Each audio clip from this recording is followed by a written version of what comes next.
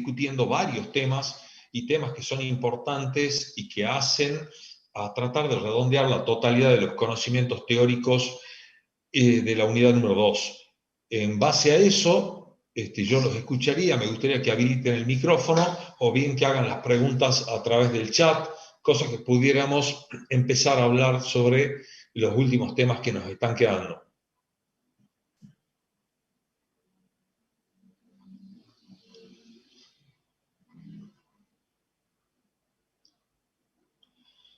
Mario me hace una preguntita a través del chat y dice si el 29 es el próximo parcial. Sí, sí, por supuesto. Estaba planificado en principio unos cuantos días antes, pero luego nos hemos dado cuenta que habían extendido el cuatrimestre, así que hemos tomado un tiempito más como para que pudiéramos profundizar los temas y llegar más firmes con nuestros conocimientos. Así que el 29 es el próximo parcial.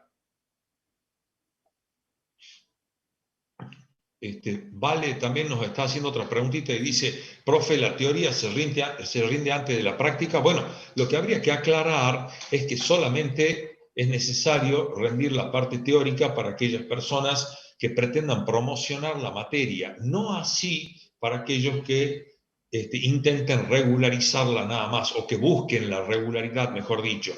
Entonces, ¿qué vamos a hacer? La parte estrictamente formal va a ser así, vamos a habilitar un horario que ustedes lo van a ver en la plataforma, un horario en el que ustedes van a tener la posibilidad de contestar las preguntas teóricas. Las preguntas teóricas van a ser 2 o 3, no me acuerdo exactamente cuántas manejábamos, creo que eran 3 preguntas teóricas, y les damos un tiempo determinado para que ustedes puedan contestarlas. Luego, una vez que se termine ese tiempo, se van a habilitar en la plataforma las preguntas prácticas para que ustedes puedan realizar el práctico en sí mismo. Es decir, van a haber 3 casos prácticos de los cuales ustedes sí o sí deberán realizar 2 para poder aprobar la práctica.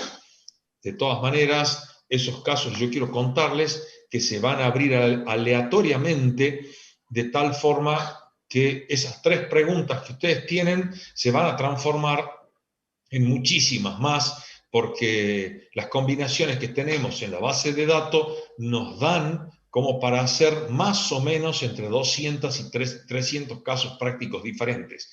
Así que, bueno, va a estar separado el examen teórico-práctico, teoría primero y práctica después, dividido en horarios específicos. Acá Karen me pregunta otra preguntita que hace a lo formal y dice, profe, durante la semana de exámenes finales, ¿hay clases normalmente? Les confirmo que no. Yo pedí que me dieran el aula virtual para el día lunes 17 y nosotros tenemos un final el día 19, específicamente a las 18 horas, por lo que me han negado esa clase virtual, o sea, clase virtual del día 17 de mayo. No va a haber clases en esa semana, así que bueno, van a tener tiempo los que rinden, van a tener tiempo para estudiar y repasar las materias que rinden, y los que no, bueno, tendrán la posibilidad de estudiar un poco más la nuestra para rendir el final el día 29.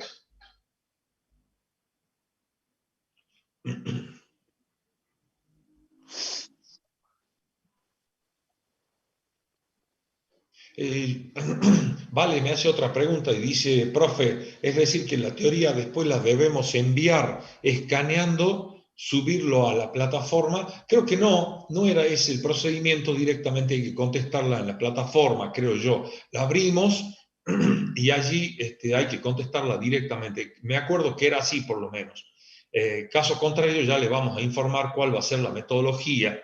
Los casos prácticos sí teníamos la posibilidad de subirlos de tal forma que lo podemos realizar en un papel con lápiz o bien manejarlo en la computadora si les parece más cómodo, pero creería que los van a tener que resolver con gráficos de acuerdo al orden que le hemos dado, es decir, hacer un análisis gráfico, un análisis estrictamente de fórmulas o de herramientas y recién el desarrollo de casos con su debida conclusión.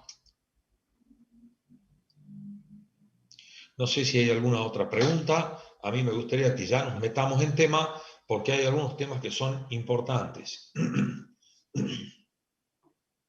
A mí me quedó, esto es para ir un poco destrabando esta falta de preguntas, a mí me quedó una duda y yo no sé si ustedes a esta altura más o menos tienen la posibilidad de analizar dos documentos que sean diferentes y cuando los tienen en la mano poder decirme si son equivalentes o no. Cuando la pregunta en sí misma es cuándo dos documentos son equivalentes.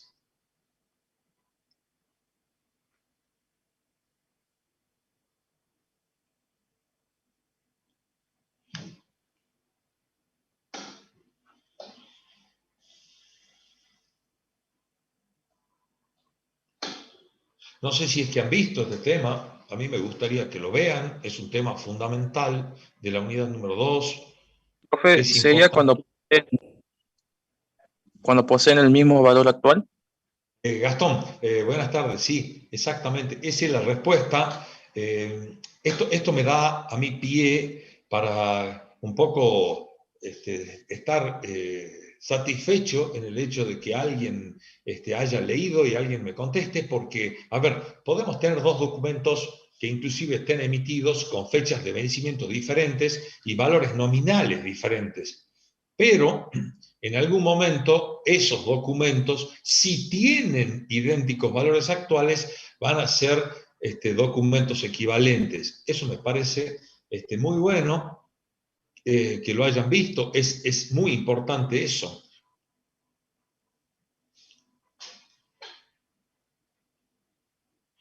No sé si hay alguna otra pregunta, si tienen alguna otra duda. Profe, sí, yo tengo una duda. Sí, Gastón, adelante. Sí, con respecto al vencimiento común y el vencimiento medio. Yo sé que el vencimiento medio es una especie particular de vencimiento común, pero yo no logro diferenciar muy bien la diferencia. O sea, entiendo que en el vencimiento común puede ser de incógnita el valor nominal o el plazo de la operación, pero no entiendo muy bien la diferencia entre los dos. Fantástico, ya lo vemos específicamente.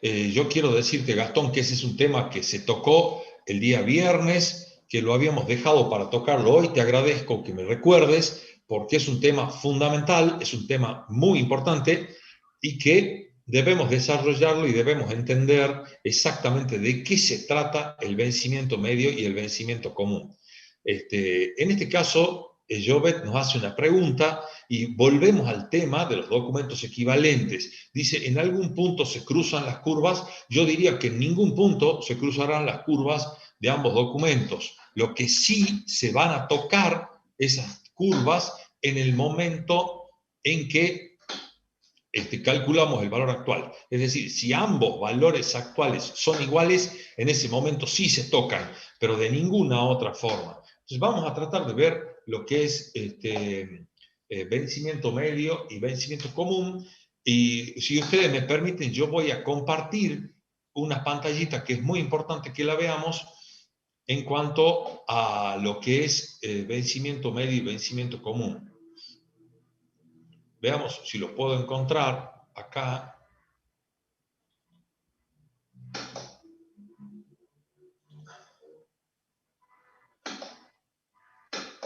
En este momento no sé si se ven las diapositivas. A mí me gustaría que me confirmen si están viendo las diapositivas, No, no porque se ve. no se ven. Bueno, a ver. Está saliendo el Explorer. O sea que tendría que Vale, abrirlo. ya las comparto, porque a ver si es esta. Ahora sí. Ahora sí. Fantástico, fantástico. Entonces, lo primero que tendríamos que hacer es tratar de ver, a ver si podemos compartir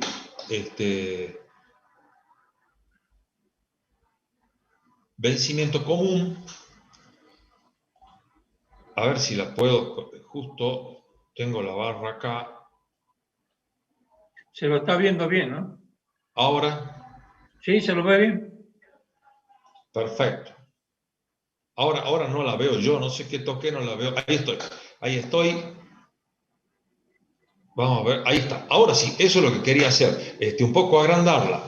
Entonces, vencimiento común. Lo primero que nosotros tenemos que determinar es cuáles son los documentos que tenemos. Acá tenemos en pantalla, en el primer recuadrito amarillo, ustedes se van a dar cuenta que tenemos varios documentos. ¿Cuántos documentos? Tenemos N documentos. Esos documentos tienen un valor nominal. Ustedes se van a dar cuenta que están explicitados como valor nominal 1, valor nominal 2, valor nominal 3 y así sucesivamente hasta tener valor nominal n. A mí me gustaría que ustedes visualicen que estos documentos, ¿qué son? Son pagarés. Entonces, tengo en cartera una serie de pagarés. Todos estos documentos tienen fecha de vencimiento diferente. Esa es la idea. ¿Qué debo hacer? Lo que debo hacer es unificar estos n documentos con n valores nominales por un solo documento que tengan que ser equivalentes a los anteriores. ¿Y qué debo hacer? Lo primero que debo hacer es fijar un nuevo vencimiento en forma arbitraria. Vuelvo de nuevo. Lo que tengo es una sucesión de documentos, varios documentos, los tengo en cartera, así decimos, es decir, los puedo tener en la mano si los quieren, ¿sí? Entonces, ¿qué observo? Distintos valores nominales, distintos vencimientos. ¿Qué voy a hacer? Lo primero que debo hacer es calcular el valor actual de cada uno de esos documentos a la fecha en que yo pretendo conseguir el valor actual. Esa fecha es la fecha de cálculo, la fecha de hoy. Entonces, ¿qué hago? Hago un valor actual igual al valor actual del documento 1, más el valor actual del documento 2, más el valor actual del documento 3, y así sucesivamente hasta conseguir el valor actual del documento N. ¿Qué hago? Sumo los valores actuales de todos estos documentos y calculo el valor actual de todos, sumándolos nada más. Arbitrariamente, vamos a fijar la fecha de vencimiento del nuevo documento. Yo sé que el profesor Levin lo primero que aclararía es que no es tan arbitraria la fecha del nuevo documento. Yo digo arbitrariamente, es una forma de decir que puede ser cualquier fecha. Evidentemente que tendrá que haber un pacto entre el deudor y el acreedor para que esa fecha esté fijada acorde a esa negociación.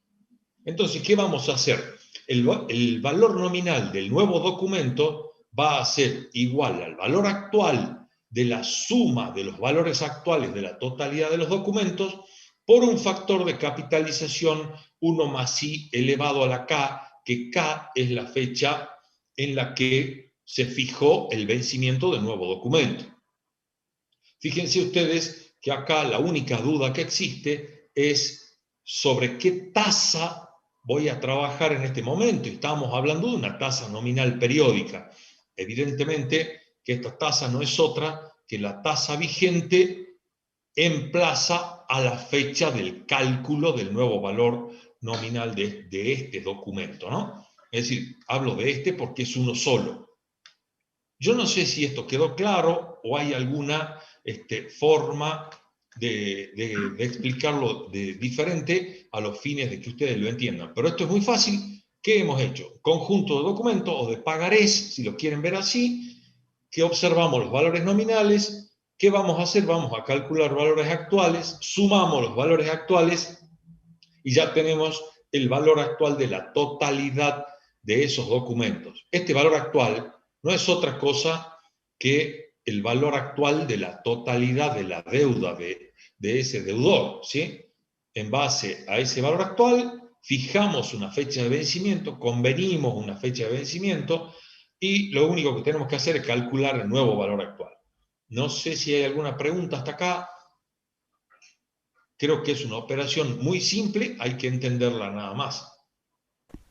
Profe, Sí, ¿en qué caso más se hace esto, este tipo de operación? Mira, es muy sencillo y lo tenemos casi todos los días a estas operaciones. ¿Por qué? Porque si yo supongamos que yo compré un auto y ese auto lo pagué 50% de contado y 50% financiado con 10 documentos mensuales consecutivos, llega el vencimiento del primer documento y le digo al acreedor, es imposible que yo pueda pagar la sucesión de 10 documentos que debo. Entonces, el acreedor me va a decir, ¿y cómo querés cancelar la deuda? Y la deuda la vamos a cancelar muy sencillo. Yo puedo pagar, en vez de pagar 10 cuotas sucesivas, puedo pagar el total, pero de acá a 24 meses. Entonces el acreedor me dice, sí, perfecto. Entonces determinemos, en vez de tener 10 cuotas mensuales y sucesivas, determinemos cuál va a ser el valor nominal del nuevo documento que me comprometo a pagar a 24 meses, creo que es el ejemplo más típico y hay muchos ejemplos más, sobre todo de refinanciaciones de deuda en la que el deudor se ve imposibilitado de poder cancelarlos. ¿Esto te aclara, Jovet? Sí, sí, profe. Fantástico. No sé si hay alguna otra consulta. Si no hay otra consulta, a mí me gustaría ir a vencimiento medio. La operación de vencimiento medio es una operación bastante parecida en la que nosotros vamos a tratar de unificar el importe de varios documentos, es decir, los valores nominales de varios documentos en uno solo. Pero lo que no vamos a poder hacer es modificar el monto total de la deuda. ¿Qué quiere decir eso? Que el monto total de la deuda sigue siendo la sumatoria de los valores nominales de la totalidad de los documentos existentes. Entonces, otra vez, ¿qué hacemos? Lo que hago es simplemente calcular el valor actual de todos y cada uno de los documentos, calculo un valor actual unificado y allí buscaré el tiempo de vencimiento del nuevo documento unificado. Pero fíjense ustedes dónde está la diferencia. Cuando yo tenía la operación anterior de vencimiento común, el momento K era fijado arbitrariamente o mediante una negociación. En este caso no, yo estoy buscando cuál va a ser el tiempo al cual voy a fijar el vencimiento del nuevo documento. Fíjense que acá voy a usar un modelo matemático que no es otro que el que está en el recuadrito abajo de la pantalla, y ese recuadrito me dice cuál es el tiempo al cual yo debo emitir el nuevo valor nominal. Porque al fin y al cabo, el valor nominal es el mismo, ¿no? No sé si ustedes se dan cuenta cuál es la diferencia, ¿no? Es decir, que el nuevo valor nominal es la sumatoria de los valores nominales de los documentos existentes. La fórmula que me va a dar a mí el tiempo al cual yo lo voy a emitir o la fecha de vencimiento no es otra que buscar n, y n va a ser igual al logaritmo neperiano del valor nominal menos el logaritmo neperiano del valor actual sobre el logaritmo neperiano del factor de capitalización 1 más i. Y yo vuelvo a repetir que esta tasa nominal entera no es otra cosa que la tasa vigente al momento de la negociación. Vean ustedes que la única diferencia entre un procedimiento y el otro es que en el vencimiento medio yo busco el tiempo específico del vencimiento de la deuda y es allí donde yo voy a emitir el nuevo documento. En el caso anterior, yo lo que hacía era simplemente negociar una fecha y unificar ese vencimiento a la fecha negociada, que eso era para el vencimiento común. Fíjense que hay una diferencia. En el vencimiento común yo conocía el valor nominal y el valor actual y lo único que hacía era establecer una fecha K pactada. En este caso lo que no conozco es la fecha y lo voy a averiguar con el logaritmo neperiano del valor nominal total menos el logaritmo neperiano del valor actual total sobre el logaritmo neperiano de 1 más i. Yo creo que es muy sencillo y creo que, salvo que exista alguna consulta, el tema ha sido aclarado. Me gustaría saber si tienen dudas, no tengo problema en explicarlo nuevamente, ¿no? Si hay alguna duda, me gustaría que pregunten, a ver si podemos de alguna forma solucionar esas dudas y darle certeza a ustedes sobre lo que es vencimiento medio y lo que es vencimiento común, ¿no?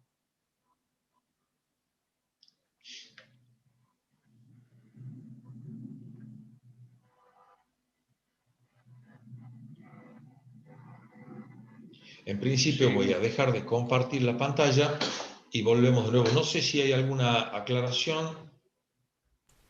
Entonces, Y yo profe, le haría unos gráficos como para que le quede, para complementar, ¿visto?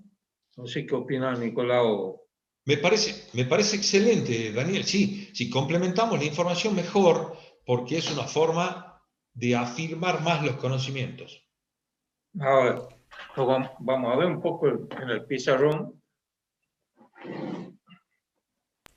entonces, profe, el vencimiento común no modifica el total y el medio no lo modifica. En este caso en particular, lo que hacemos es buscar el nuevo valor nominal dada la época K que yo he determinado arbitrariamente o por la negociación, Jovet.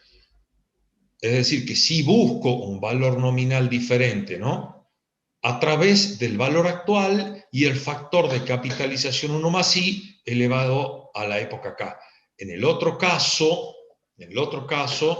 evidentemente que lo que tengo que hacer es no modificar el valor nominal, tampoco modificar el valor actual, pero sí encontrar el tiempo del nuevo vencimiento. Un ratito más vemos la explicación del profesor Levin y si sigue sin quedar claro, volvemos de nuevo a verlo, no se preocupe. Bueno, acá lo que vamos a ver primero cuando dos documentos son equivalentes. Por ejemplo, tengamos este documento, que lo vamos a llamar valor nominal 1, y tengamos este documento que lo vamos a llamar valor nominal K. O sea, tenemos dos documentos que pueden ser, supongamos, este puede ser supongamos, de 100 pesos y este puede ser de 200 pesos. ¿Sí? Este es el eje temporal, nosotros estamos acá, normalmente, esta es la época de evaluación, esto es lo que podemos decir que es hoy. Hoy está en cero. Entonces decimos, estos dos documentos, N1 de valor nominal 100 y N sub K de valor nominal 200, pueden ser equivalentes o no pueden ser equivalentes. Entonces, decimos que para que sean equivalentes, ¿qué tiene que pasar? Procedemos a calcular el valor actual y acá vamos a tener el valor actual 1 y el valor actual K. A simple vista, este vale 100 en el momento 3, este vale 200 en el momento K. Ahora, ¿pueden ser equivalentes? Sí, pueden ser equivalentes. ¿Cuándo van a ser equivalentes? Cuando el valor actual del primero sea igual al valor actual del segundo. Eso es lo primero que tenemos que tener claro. En ese caso, estos dos documentos, ¿cómo son? Son equivalentes a pesar de qué? De la diferencia de los valores nominales. ¿Sí? De la gran diferencia que hay en esos valores nominales. Pero, sin embargo, como tienen igual valor actual, son equivalentes. Eso es lo primero que, digamos, tenemos que tener claro. Que cuando dos documentos son equivalentes. ¿Sí? ¿Hay alguna duda? ¿Alguna pregunta?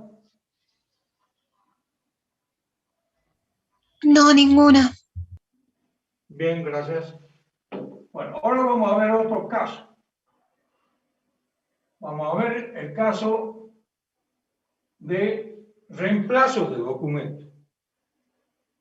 Supongamos que yo tengo esta situación. ¿Sí? Vamos a sacar los 100 acá. Vamos a suponer que tengo N1, N2 y N3. ¿Sí? son tres valores nominales distintos que vencen en distintos momentos. Y digo que los quiero reemplazar, porque como dijo el ejemplo el contador Lino Morato, supongamos yo me doy cuenta en el momento cero de que no voy a disponer de la plata suficiente para pagar N1, de la plata para pagar N2 y N3. Entonces, en el momento cero, o sea, hoy, ¿qué le propongo al acreedor que tiene estos documentos en su cartera? Le propongo reemplazarlo por este documento, ¿sí? Por el documento N4. ¿Que vence cuándo? En el momento K más 2, ¿sí? Eso le propongo. No te puedo pagar estos tres documentos, te ofrezco pagarte en K2 el valor nominal 4. Para que la operación sea de equivalencia de capitales, para que sea equidistante para los dos, ¿qué situación se tiene que dar? La primera, tengo que encontrar la suma de los valores actuales de los documentos que quiero reemplazar. ¿Cómo lo calculo? Traemos todos estos valores al momento hoy, o sea, el momento de evaluación. ¿Y qué vamos a tener acá? Valor actual 1, valor actual 2, valor actual 3. Lo sumamos y esto nos va a dar el valor actual total. Ahora lo vamos a llamar total. Bueno, ¿qué quiero hacer con toda esta deuda? Que está evaluada en forma homogénea, ¿en qué momento? Al momento cero. Como está todo evaluado al momento cero, es que la puedo sumar, ¿sí? Entonces, la sumo. Y digo, bueno, ¿por qué la quiero reemplazar? La quiero reemplazar por un solo documento que venza en el momento K más 2. Entonces, ¿qué es lo que va a hacer? Este va a ser el valor actual de ¿qué? De ese documento, para que sea equivalente. La suma de estos valores actuales tiene que ser el valor actual de este documento. ¿Sí? Entonces ahí ya tengo la ecuación. Tengo que el valor actual total, lo voy a llamar, va a ser igual a ¿qué? Al valor nominal que vence en K más 2 por el factor de actualización. Supongamos que estoy usando tasa de interés, será por 1 más I a la N. Perdón, a la, no a la N, sino a la K más 2. ¿Sí? O sea, ¿qué es lo que estoy haciendo? A este valor nominal que está en la época K2 también lo llevo al momento cero. Reemplazo, hago la equivalencia, el valor actual total, la suma de los documentos que reemplazo, es igual a que al valor actual, perdón, acá es menos. ¿Qué hago? Calculo el valor actual del documento que lo reemplazo, o sea, el valor actual de n sub 4, ¿sí? O sea, esa es la ecuación. También puedo...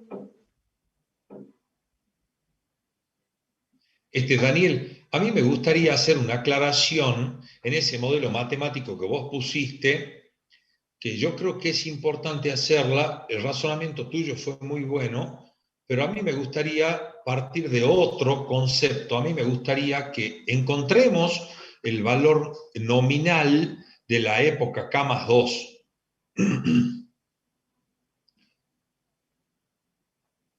Lo que pasa es, ¿por qué planteo esto? Sí. Sí. Supongamos que el valor nominal que queremos encontrar sea N sub 6. ¿Yo qué conozco? Conozco el valor actual total, conozco el plazo de la operación y, por supuesto, conozco la tasa. Entonces, lo que tengo que plantear, mi incógnita va a ser ¿cuál? Este valor nominal. ¿Sí? Ese es mi incógnita. Conozco el valor actual total, el plazo de la operación, lo que no conozco es el valor de N sub 6. ¿A qué va a ser igual N sub 6? N sub 6 va a ser igual a ¿qué? Al valor actual total por ¿qué? Por la tasa de interés que rige en ese momento. en este caso 1 más i a la sexta. De esa manera encontramos el valor nominal 6. ¿Se entiende? Perfecto, Daniel, ahí está. Yo creo que ahí se redondeó la idea. Es más fácil así verlo. Ya que conocemos el valor actual total, vamos a tratar de investigar cuál es el valor nominal que debo pagar al vencimiento de la época 6. Perfecto, está perfecto, Daniel. Muy bueno el gráfico, muy bueno. También podemos tener, por ejemplo, que no haya un solo documento. ¿Sí? Que no haya un solo documento. Que no exista, supongamos, un solo pago, sino que yo diga, bueno, estos 3 documentos los quiero reemplazar, pero por 2 documentos.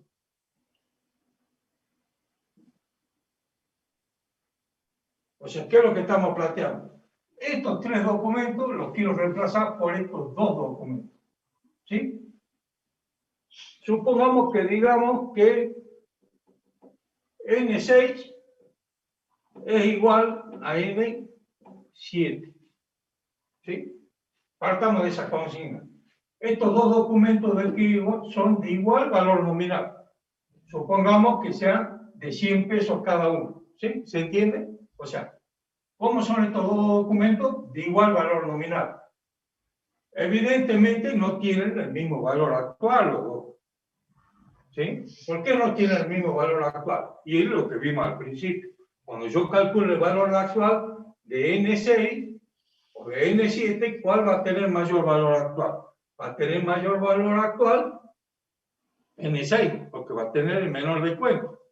¿Por qué va a tener el menor descuento? Porque tiene menos tiempo. ¿Sí? Bueno, entonces ahora planteemos la ecuación. ¿Qué es lo que tenemos? Valor actual total. Esa es la consigna, la base. ¿Se acuerdan lo primero que vimos? Siempre que hacemos reemplazo de documentos, este es el eje principal. La suma de los valores actuales del documento que reemplazo es igual a la suma de los valores actuales de los documentos que hago ahora. ¿Sí? Que entrego ahora. Esa es la consigna. ¿Cómo calculo? Supongamos que tengan, como decimos nosotros, N6 igual a N7. Entonces yo puedo decir, sacar factor común. ¿Por qué? Porque es el mismo valor. ¿Sí? ¿Se entiende? ¿Sí? Yo voy a tener que entregar 2 documentos, pero de igual valor actual. ¿Sí? A cada uno, ¿qué es lo que vamos a hacer? Cada uno lo vamos a actualizar.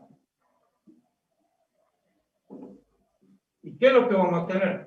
Acá vamos a tener el valor actual 6 y valor actual 7. Y acá vamos a tener otra suma, ¿sí? De valores actuales. Entonces yo puedo canjear si este valor actual total es igual a este valor total 2, puedo hacer el canje. Entonces puedo decir valor actual total 2. Entonces tengo el valor actual total correspondiente a los 3 primeros.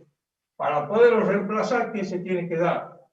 Que el valor actual total de los documentos que los reemplaza sea lo mismo. Esta es la ecuación siempre clave. ¿Medida cuándo? En el momento cero, ahora. ¿Sí? Esto tiene que ser igual. Los valores nominales, fíjense, han perdido importancia. Para que exista la equivalencia de capitales, lo básico es que los valores actuales sean como igual. ¿Sí? Ahí está dada la equivalencia. ¿Alguna duda?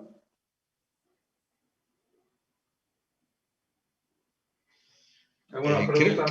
Creo que está claro, Daniel. En este caso, haciendo valores nominales iguales, el cálculo se hace más sencillo. El problema, y eso creo que ya lo van a ver en la parte práctica, cuando los valores nominales no son iguales. Ahí se arma el lío, porque el modelito se hace un poco más complejo.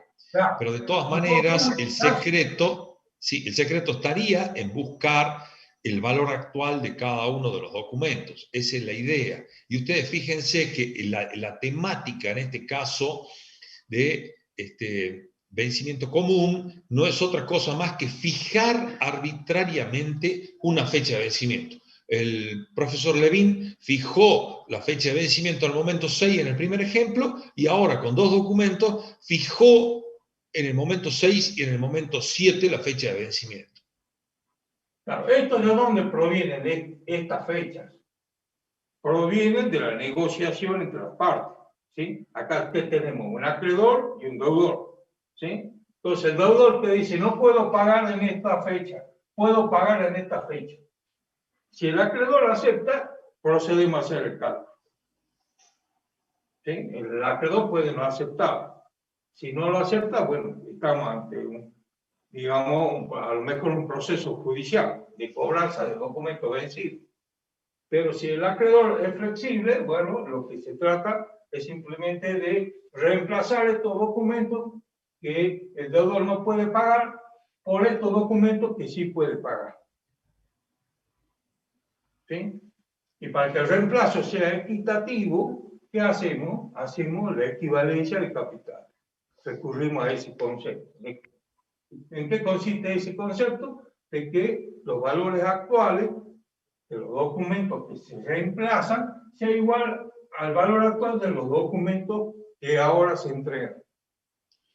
Hay una cosa, Daniel, que a mí me gustaría dejar perfectamente establecido, que si ustedes analizan el valor nominal 1, valor nominal 2 y valor nominal 3, que eran los valores nominales de los documentos de la deuda original,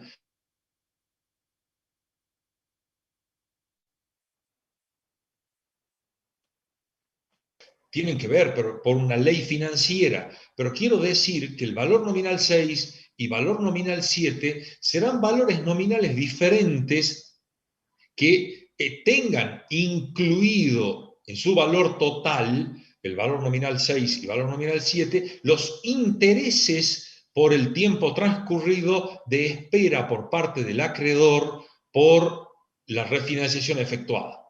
¿Qué quiere decir? Que los valores nominales 6 y 7 no conservan el valor total de la deuda original, sino que sí está aplicada la ley financiera de tal forma que será la deuda original más los intereses que cobrará el acreedor por la espera por un mayor tiempo. No sé si eso está claro, porque es importante vislumbrarlo.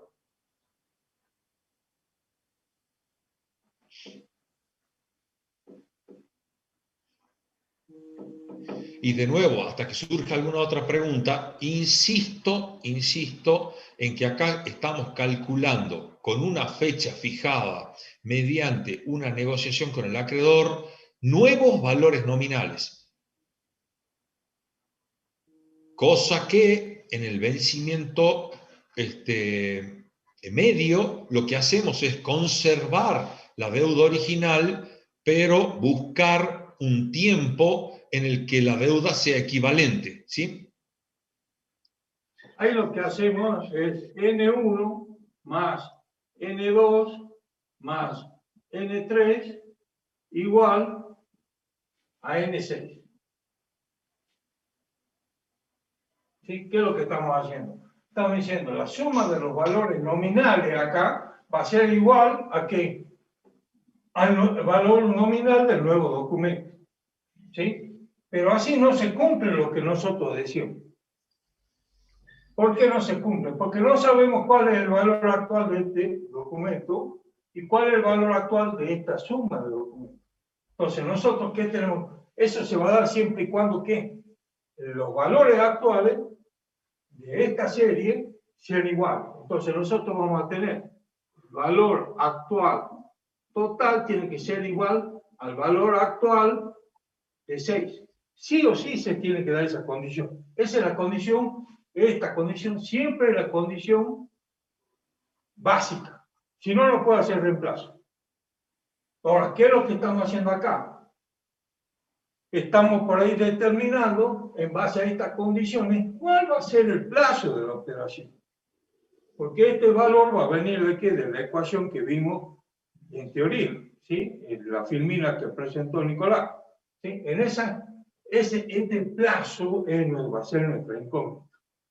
¿Por qué? Porque acá ya no es flexible, fíjense. Acá este valor nominal ya le hemos puesto un valor, ¿sí?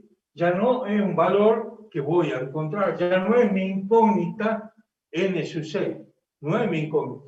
N sub 6 es un dato, ¿sí? Lo que va a ser mi incógnita es precisamente el plazo de la operación. Este valor va a ser mi incógnita, ¿sí? Lo tengo que sacar, ¿sí? Esa va a ser mi incógnita.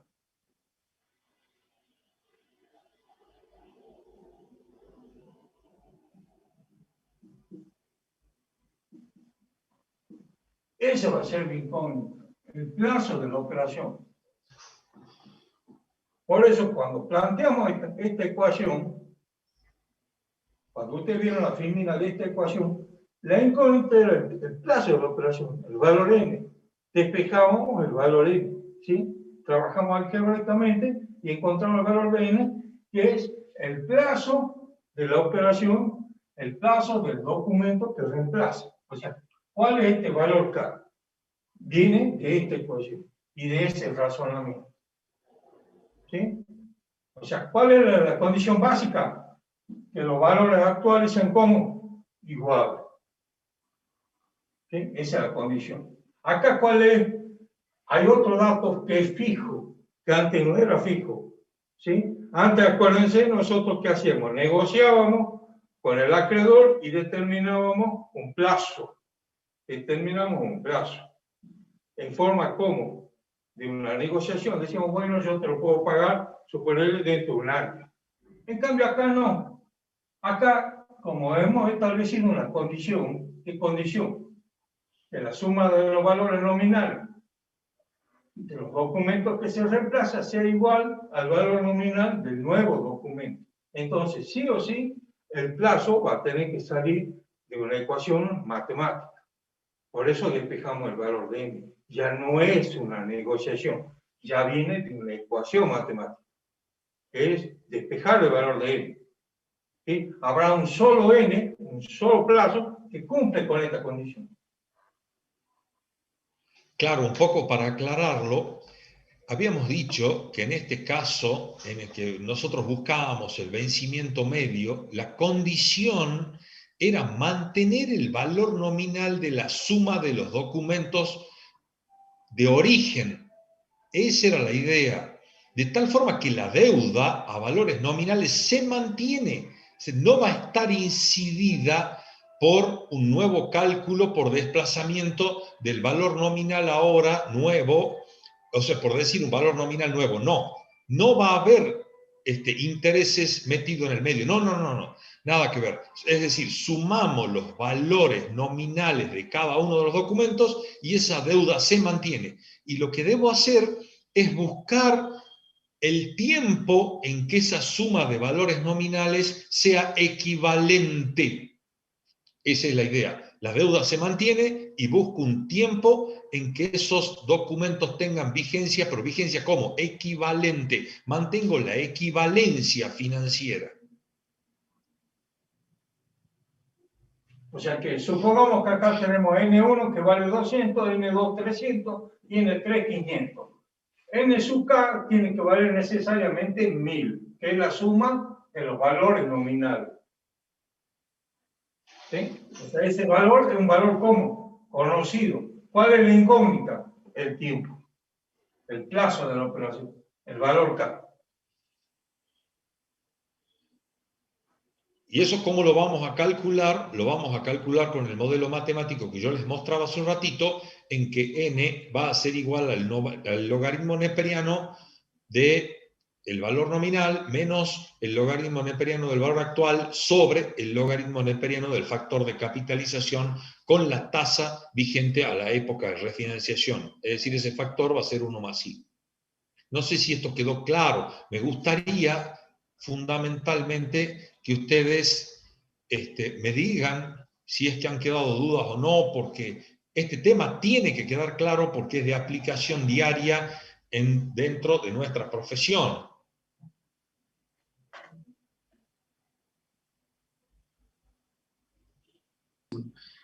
Profe, Sí, adelante. bueno, a mí sí me quedó claro, pero le quería hacer una pregunta.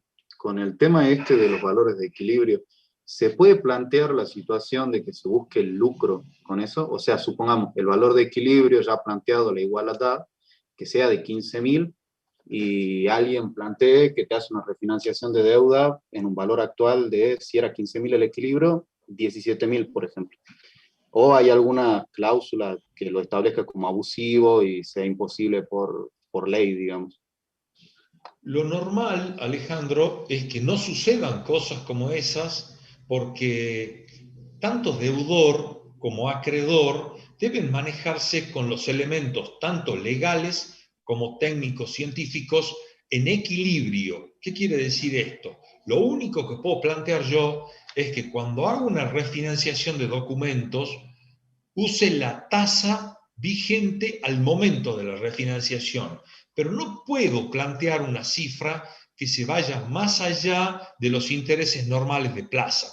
¿Por qué? Porque tanto las instituciones financieras como las negociaciones interpersonales, individuales entre los ciudadanos, están regidas por estructuras legales que amparan a uno y a otros.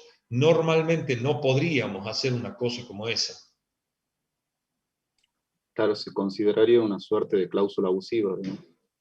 Claro, o sea, por ahí podríamos pensar de que hay un abuso del acreedor sobre el deudor, que la acción pueda llegar a ser de intereses leoninos, es decir, en la totalidad de los comportamientos de los seres humanos que pertenecen a una sociedad, vamos a encontrar reglas que un poco protegen a unos y a otros. Porque en ese mismo planteo yo podría decir que el deudor se le antojó ese día decirle, bueno, yo te debo 1.000 pesos, tú me pagas 100. Entonces el acreedor va a decir, no, minutito, yo no quiero que me paguen 100, quiero que me paguen mi deuda, lo que corresponde. Y tampoco el acreedor puede decir que el deudor está debiendo 100 y que le va a cobrar 1.000. No existe ese tema. Pasa lo mismo si nosotros estuviéramos haciendo una negociación comercial. Yo sé que un auto vale 1.000.000 de pesos, pero ¿quién es el dueño de una concesionaria? No me puede decir 2 millones, 2,5 millones el valor de un auto que sabemos que vale 1.000 en el mercado, 1.000.000, perdón, en el mercado. ¿Y por qué? Porque simplemente lo voy a denunciar en los organismos que están respaldando al consumidor, o bien me voy a comprar a otra concesionaria. Tengo alternativas para no sentirme abusado, ¿no? O que están abusando de su situación de privilegio. Porque por ahí el planteo que vos hacías es como si le estaríamos dando una situación privilegiada al acreedor. No sé si eso se entiende.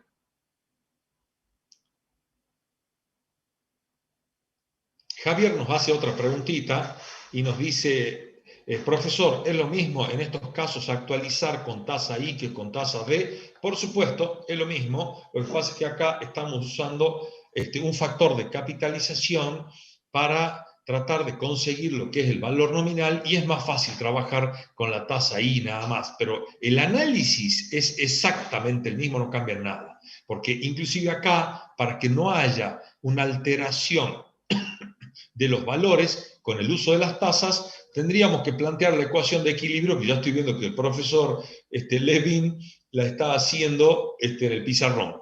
Así que dada la tasa I puedo encontrar la tasa D, y si conozco la tasa D puedo encontrar la tasa I, así que no habría ningún problema.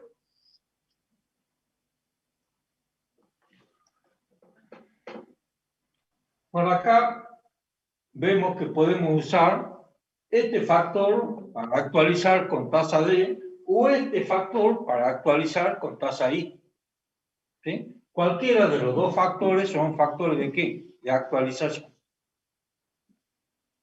¿De dónde viene? De la ecuación de equilibrio. Y acá también el profesor planteó indirectamente el origen de la ecuación de equilibrio.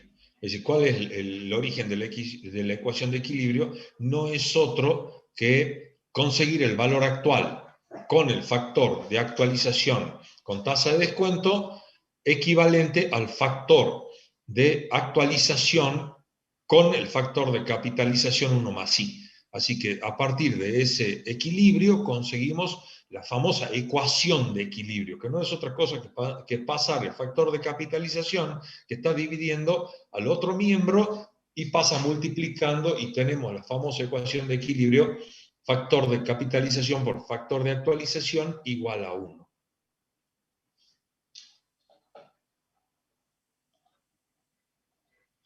Yo creo que con esta explicación ha quedado bastante redondeada la idea de lo que es vencimiento común y de lo que es vencimiento medio. De todas maneras, si siguen existiendo dudas, les pido por favor que nos hagan saber cuál es la duda para profundizar el tema y para dejarlo aclarado del todo. Creo que hemos sido lo suficientemente claros, pero de todas maneras no hay ningún problema en que hagan las preguntas del caso. Pueden habilitar el micrófono y preguntar o bien mandarnos la consulta a través del chat.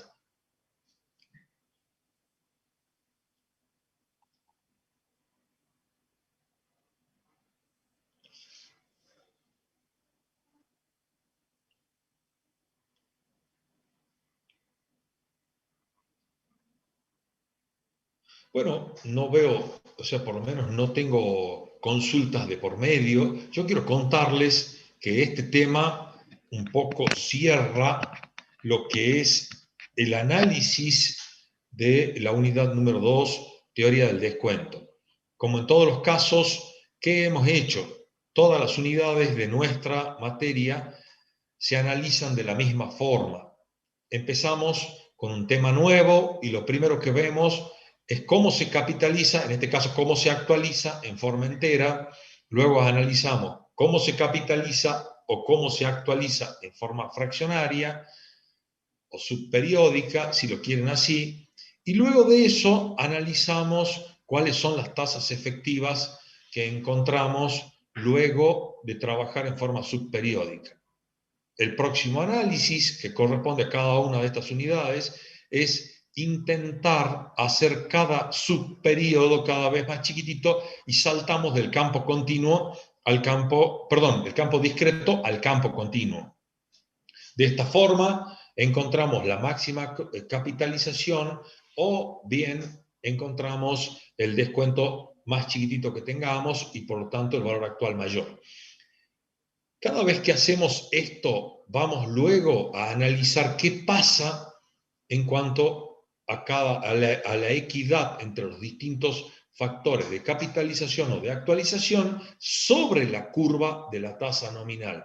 Y en este caso específico estamos tratando de buscar lo que es la tasa instantánea o la tasa de capitalización continua o actualización continua sobre la curva de la tasa nominal. ¿Y qué encontrábamos? Delta, que era nuestra tasa que capitalizaba o que descontaba en forma, digo, de capitalizar o descontar, haciendo una comparación, una equivalencia entre el análisis de teoría del interés y teoría del descuento en forma continua, y era nuestra tasa, famosa tasa neperiana. Siempre hemos hecho esto. Y acá, específicamente con buscar equivalencias de valores actuales, tenemos lo que nosotros hemos analizado en la clase de hoy, que es el descuento medio y lo que es el descuento, se me trabó, descuento medio o descuento común. Gracias común. Es que a esta altura ya estoy cansado de todo el día. Descuento común y descuento medio. Gracias, Daniel, me salvaste. Así que bueno, creo que acá hemos cerrado lo que es la unidad número 2 y ya la próxima clase tendríamos que empezar con la unidad número 3, en el que vamos a analizar específicamente, vamos a pasar ya de hacer un análisis financiero único a una sucesión de colocaciones de capital y vamos a ver rentas específicamente, teoría general de las rentas. Yo no sé si hay alguna otra consulta, alguna otra pregunta. Si no, de ser así, yo dejaría acá un poco para darles tiempo a ustedes para que pudieran ir practicando, ir estudiando un poco más para el próximo parcial, y ya el lunes empezaríamos con otra unidad. Evidentemente que nos queda la clase del día viernes, que es una clase de consulta, una clase taller también, en la que podemos seguir redondeando todas las dudas que ustedes tengan. De todas maneras, yo quiero decirles que recién son las 7:06. Estamos a disposición de ustedes por cualquier consulta que nos quieran hacer.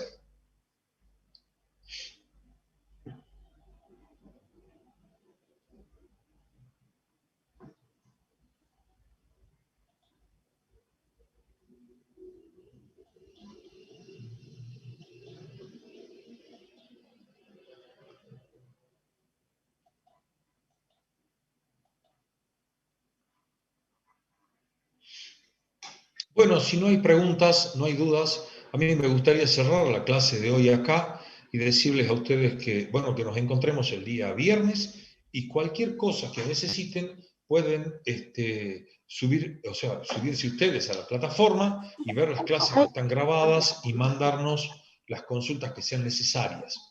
Así que quedamos a disposición de ustedes. Profe, Sí. entonces el lunes hay clases. El próximo lunes, perdón, hay un audio que está activado. Ahora sí, acabo de desactivar un audio que se filtraba algún ruido. No sé quién me preguntaba, ¿vale?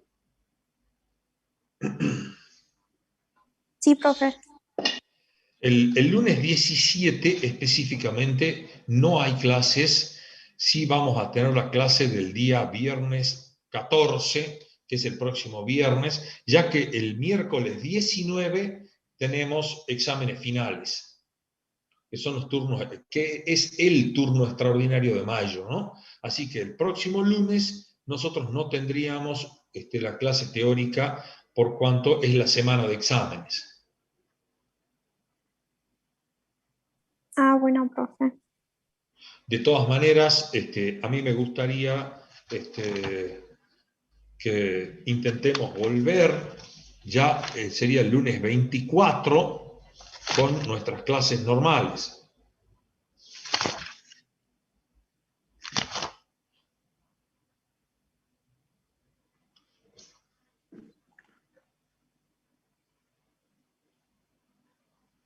Dice un chico que es feriado.